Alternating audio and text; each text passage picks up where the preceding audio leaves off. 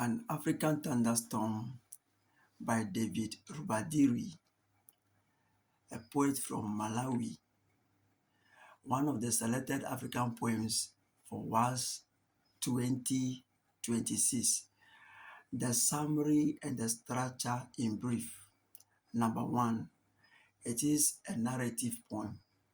The poem tells a sequential story about the arrival and the impact of a storm on an African village. This poem is highly descriptive and rich in imagery. Number 2, at the beginning, the storm's destructive approach from the west is introduced. For instance, in stanza 1, we read, "From the west, clouds come hurrying with the wind." Number 3, in the middle of the poem, the intensity builds as the clouds gather. For instance, in stanza 2, we read, "Pregnant clouds ride stately on its back." And the focus shifts to the village's reactions. For instance, in stanza 3, screams of delighted children toss and turn, etc. Then mothers frantically securing their homes and lives.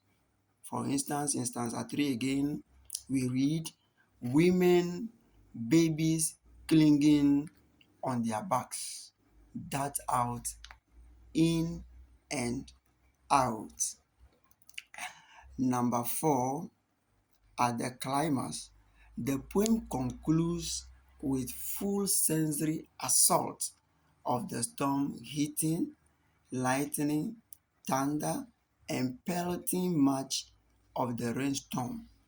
For instance, in stanza 4, which is the final stanza of the poem, we read, "Clothes wave like tattered flags, flying off to expose dangling breasts, as jagged blinding flashes rumble, tremble, and crack."